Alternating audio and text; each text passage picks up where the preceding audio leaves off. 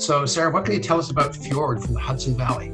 Right. So this is a bit of an offshoot from Ben Marl Winery. So you may have know of this particular winery. So these are the parents of Matthew Spaccarelli, who is producing the wine for his family's estate, but has decided to go off on his own, to have full control over the wines and make a little different, more experimental approach to these wines, a little bit more modern. It's interesting. It's a region that's really close to New York City.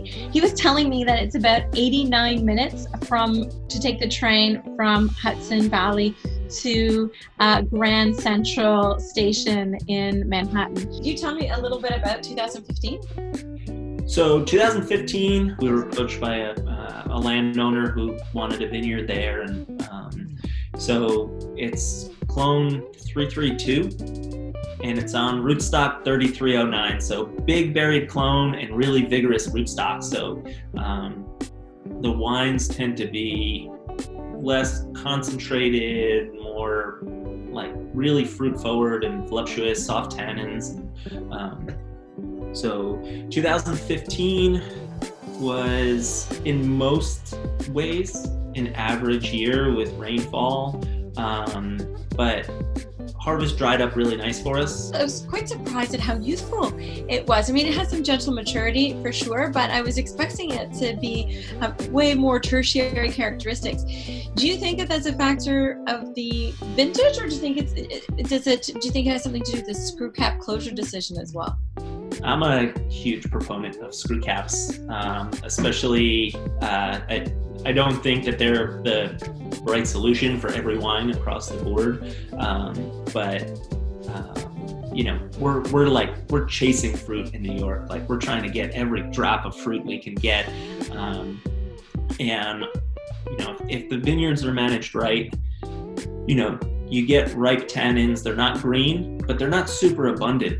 And I feel like when you use a port on your reds, or just in general, but on your reds, you're losing a little bit of that. We don't really need the fruit to soften. We don't need the tannins to soften at all. Paul? I would buy both the Boundary Breaks Cab Franc and the Fjord Cab Franc, because they're approaching this Cab Franc game from vitally different directions. And I love the structure, and dare I say the bigness of this wine. But it's not big like huge alcohol. It's 12.9. The fruit is still restrained. It's compact. It feels like it's about to burst out of the skin. This is a bigger, weightier expression of Cab Franc with balance. Yeah, this is a much more textural wine. It feels like it's going to be big, but you're right. The alcohol is moderate in it. It's not at all hot.